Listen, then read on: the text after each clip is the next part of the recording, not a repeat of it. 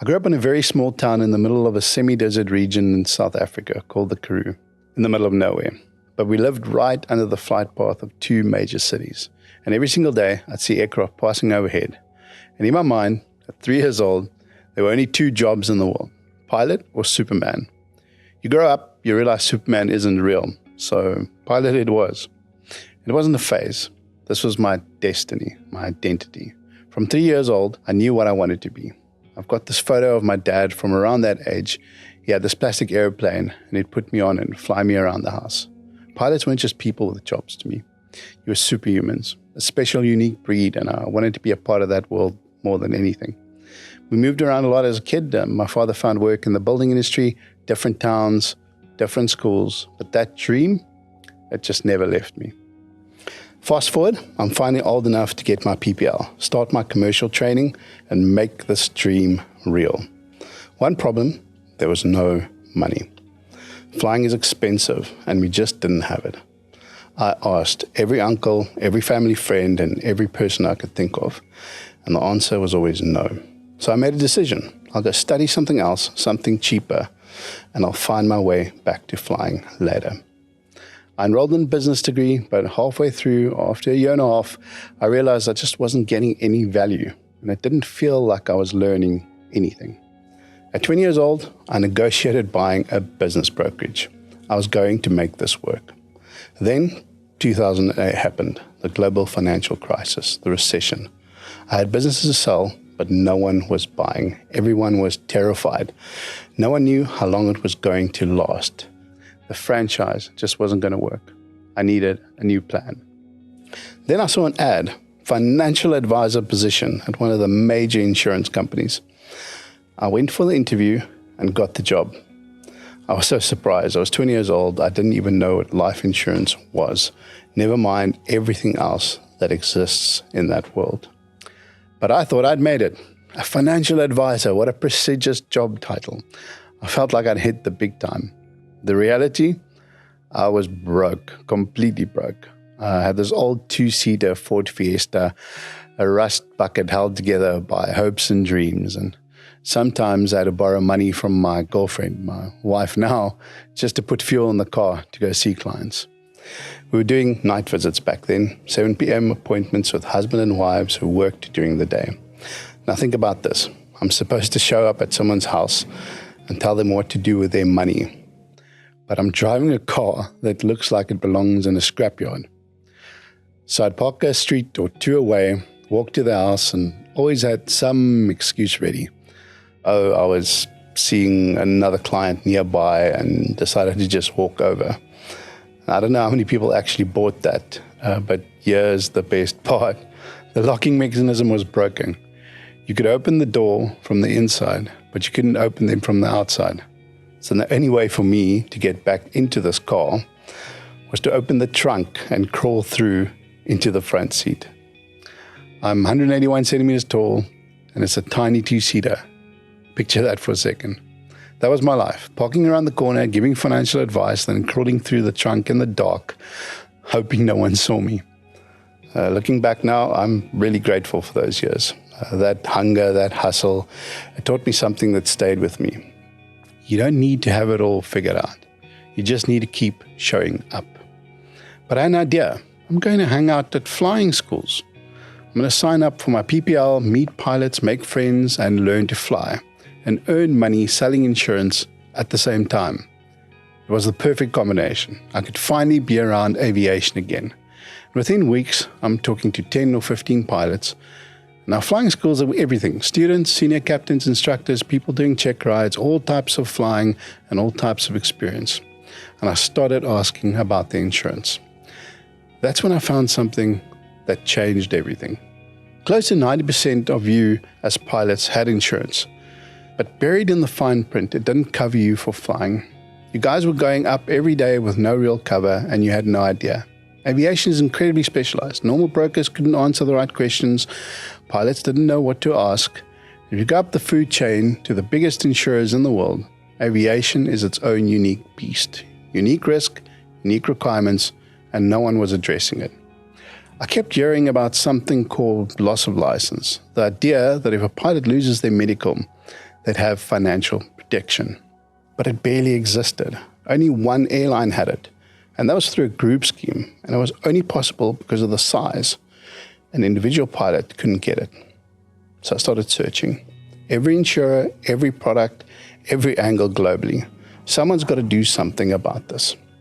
Finally, one of the big insurers, the one I was working for, launched a loss of license product. It was brand new. There was a lot of skepticism, but it was real. For the first time, I could give you actual coverage for your type of flying, for the territories you operated in, with real loss of license protection attached. I spent my whole life looking up to you as my heroes. Now, I could actually protect you. Early days of loss of license, I was out there showing pilots like you this new product, explaining how it worked, how it would actually pay out.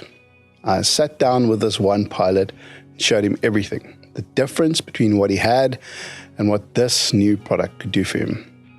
He went back to his existing advisor, got told it was all the same, there's no difference, just keep what you've got. So he stayed, and we lost contact. About 8 months later, maybe 9, I got a call. He'd lost his medical. He'd followed the advice, stayed with the old policy, and now he was just trying to claim. He asked me to help him with the claim, but the loss of license I showed him, he just didn't have it. I helped him put the claim together, but I already knew how it was going to end, and it wasn't successful. This was a guy in his early 40s, 2 kids, and a whole career ahead of him. And just like that, medical gone, career gone, and the financial safety net he thought he had, it just wasn't there. And I felt responsible, and I still do in some ways. What if I'd pushed a little bit harder? What if I hadn't taken no for an answer? And what if I'd explained it better and made him really understand the differences between the watered-down product and the real thing? If I'd done any of these things differently, he'd be in a completely different financial position now. That moment broke something in me. From that day on, I made a decision. I'll be extremely accurate when I show the differences. I will not let a pilot walk away without fully understanding what you have versus what you should have. I can't make the decision for you, but I can make damn sure that you're making an informed decision. Because I never want another phone call like that one ever again. I need to talk about COVID because it changed everything. My entire world is aviation. Every single client is a pilot. And when aviation stopped, my world stopped with it. I watched you, my heroes, as a collective, brought to your knees.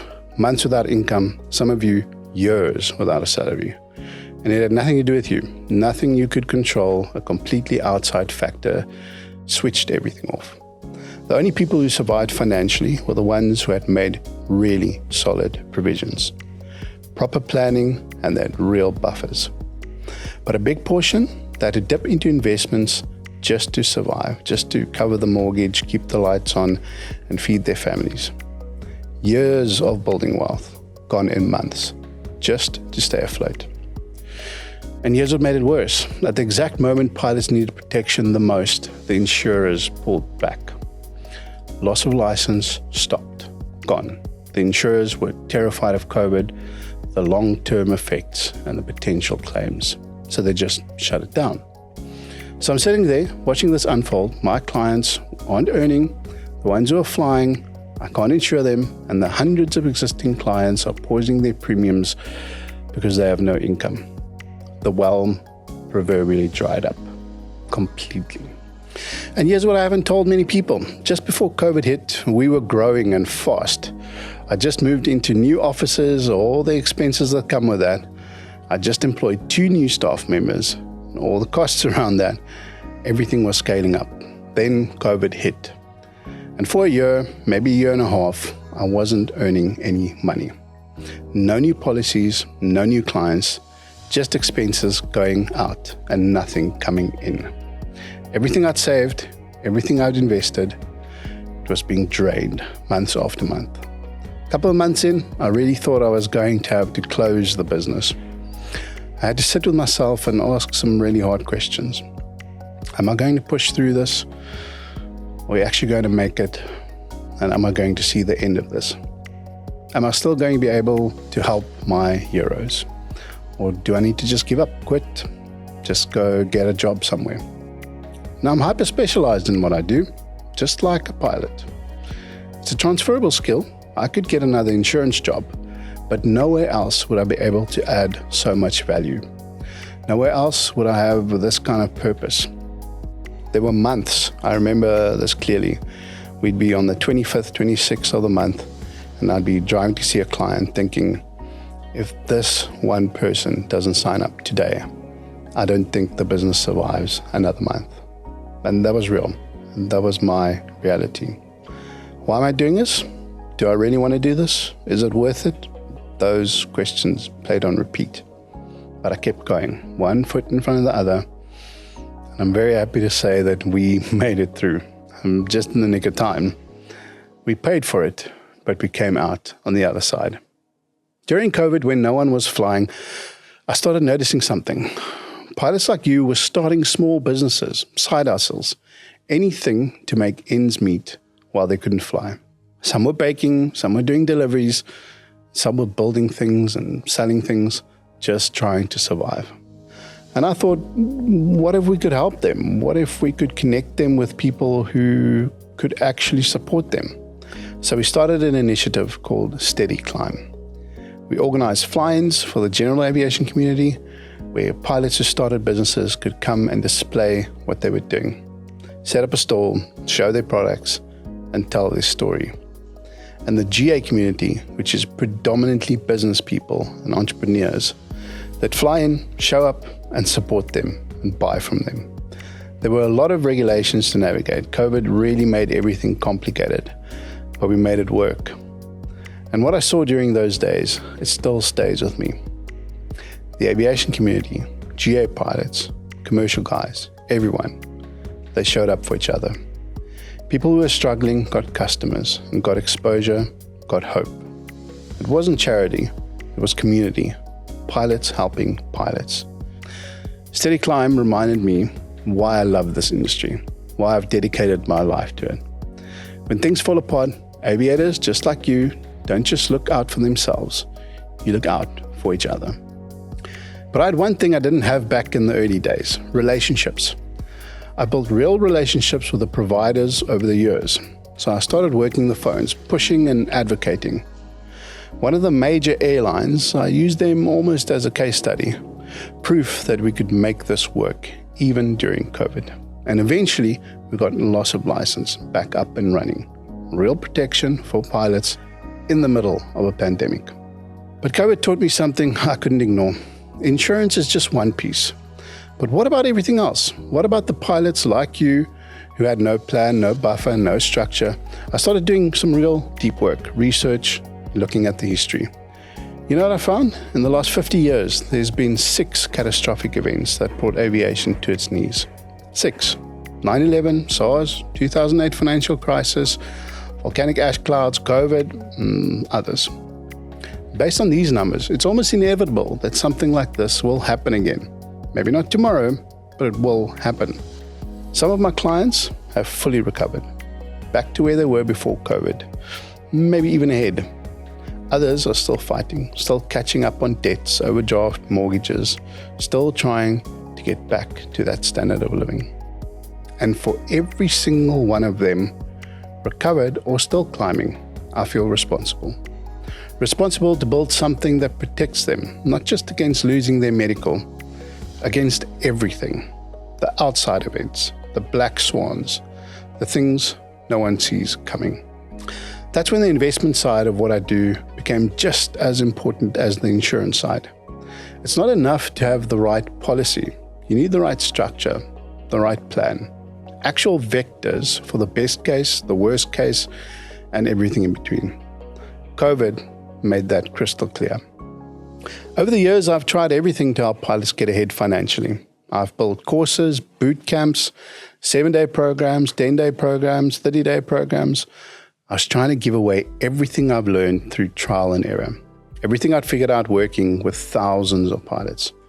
I wanted pilots like you to be able to make fast, accurate decisions. But here's what I learned from all that feedback, from thousands of conversations. You don't need another boot camp. You don't need more education. You just don't have time for that. You're flying 4-day rotations and exhausted. You're trying to be present as a father and a husband, and you're in a squeeze. Finally earning the income you worked 20 years for, but with zero time to manage it. What you need is an actual blueprint, the flight plan, the system. Today, I'm incredibly fortunate with hundreds of clients all over the world.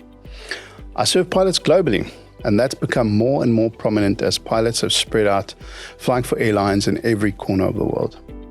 What's been amazing to watch is how the community, especially within the expat pilot circles, has started helping each other. Property deals you wouldn't have access to in any other way. Investment opportunities that only surface because someone in the network knows someone. And the network keeps growing. And the bigger it gets, the more incredible opportunities come out of the woodworks. Things you'd never see on your own. For me, this expansion has been an incredible learning journey. Every country has its own rules, its own tax structures, its own investment landscape. UAE, China, US, Canada, Australia, wherever my clients are, I've had to take the time to really understand how finances work in each of those pockets of the world. What if you want to buy property back home or invest in your home country while abroad? Now, a lot of clients say, I don't want my money coming back home at all. So we just structure everything offshore, completely. Each situation is unique, and each of you has a different set of requirements. And my job is to understand all of it, deeply, so I can give you the exact vectors you need. But here's the thing, all of this, the structures, the tax planning, the global investments, it's not about the money. It's about what the money means. Ultimately, we all want the same thing. We want to be happy. We want our dream outcomes, whatever that looks like for you. We want to provide for our families. We want love and acceptance from the people around us. My job, the way I see it, is to play my part in making that a reality. I can't fly the plane for you and I can't live your life for you, but I can make sure that when it comes to your finances, you have absolute clarity, the right structure, the right plan, so you can focus on what actually matters, living the life you've worked so hard for. So after 15 years, hundreds of clients, dozens of countries, and thousands of conversations, I kept coming back to the same question. How do I take everything I've learned and put it into one place? Not another course and not another boot camp, but a system. That's what the Pilot Financial Management System is, the P-FMS. One dashboard, one system. You spend about 30 minutes, you input all your data, assets, liabilities, everything. But the magic isn't in the input, it's in the dream outcome. What's your exit strategy from flying? Why are you doing all of this? What's the end goal? Maybe it's flying until 65, maybe it's retiring early because you manage your finances so well, you don't have to anymore. The system gives you those vectors. This, then that. Here's exactly what to do. Presents 15 years of only working with pilots, listening to what they actually want. Simplicity, speed, and clarity. One place, half an hour, absolute clarity on how to get from where you are to where you want to be. Your current financial setup, well, it's like a Cessna 172. It works, it's manual and high drag and requires constant input. If you look away, you drift. The P-FMS is the A350 glass cockpit for your life. Quiet, automated, precise. An asset that manages the energy state for you so you can focus on the mission. Just living life, enjoying the journey, family, friends, and loved ones. I think about those moments a lot, crawling through my trunk at 20 years old, hoping no one saw me. The phone call from the pilot who lost everything because I just didn't push hard enough. Watching the entire industry collapse during COVID and realizing insurance alone just wasn't enough. Sitting on the 25th of the month wondering if the business would survive for another 30 days. Every single thing that I've built come from those moments. The P-FMS, the way I work, the way I show up for pilots. Because I've seen what happens when the plan isn't there, and I refuse to let that happen to anyone I work with. I've flown more types of aircraft than I probably would have if I'd become an airline pilot myself. I have lots of friends who fly, I fly for fun, and I get to merge both of these passions. Aviation and creating certainty for those heroes I looked up to as a kid. When things go wrong, and they do, I get to be the guy who helps pilots through the worst times of their lives. That gives me massive purpose, and that's what drives me. And because we're independent and work with everyone, you can always get the best deal, lowest premiums, best coverage, and I make no compromises. I'm excited to see how this impacts the aviation community over the next 10, 20, 30 years. I never became Superman, and I never became a pilot, but I became the person who protects the people I spent my whole life looking up to. And honestly, that's better than anything I could have dreamed of at 3 years old.